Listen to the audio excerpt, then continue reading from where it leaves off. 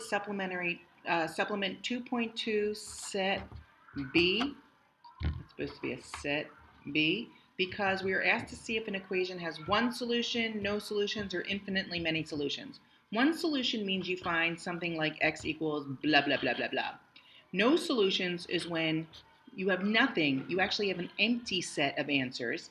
And infinitely many solutions is when it's all real numbers, which is like every number in the world. Rational decimals would be inside of this, like negatives, positives, blah, blah, blah. So let's do a couple of examples from supplement 2.2 set B. The first one's easy. Okay, let's do number 7. So 7 is 8k minus 6 plus 58 equals 2 times 4k plus 5. So we're going to do some distributive here. 8k minus 6 is 8k minus 48 plus 58 equals, distribute this, you get a 2 and you get a 2, 8k plus 10. Well, look at this. This reduces to, these combine because they're like terms. We end up getting 8k plus 10 equals 8k plus 10. Hold on. Look at this. 8k plus 10, 8k plus 10, they're equal. That means k could be any number in the world and work. I mean, I could subtract k from both sides, and then I end up 8k, and then I get 0 equals 0. That's when any number in the world can be k. The solution is all real numbers. Now let's look at number 2,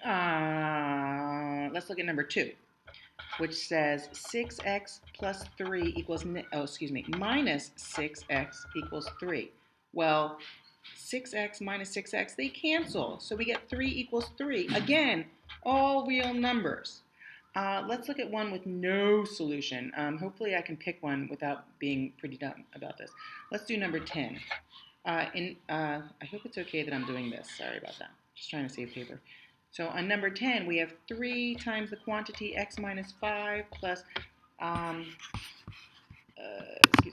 plus 5 times the quantity, oh my goodness, everything's killing me, negative 7x plus 2 equals negative 5.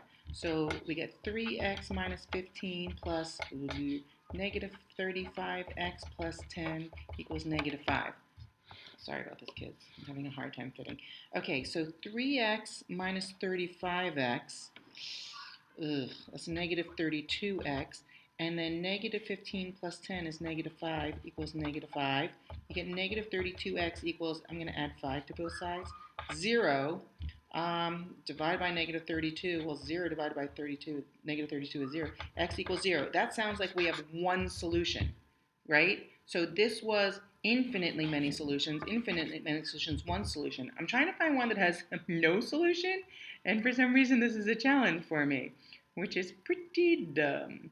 Oh, here's one. Number 1. How awesome is this? Number 1 in this set says 3 plus 7x equals 7x.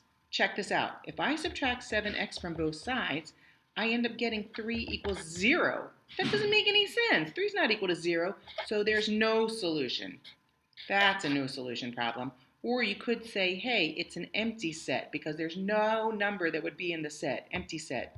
So 2.2 is a good supplement section to review because you have to determine if an equation has one solution, no solutions, or infinitely many. So sometimes you get an answer, x equals something, one solution.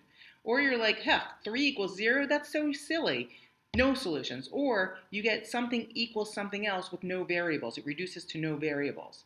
Like up here, if I'd done the math, I would have subtracted 8k, and I would have subtracted 8k, and I would have gotten 10 equals 10, and I just got lazy. But that's all real numbers. That variable, anything could be the variable, and it would cancel out. And you end up, 10 equals 10 is true, all numbers. 3 equals 3 is true, all real numbers. 3 equals 0, so not true, empty set. Or x equals something. You can do this.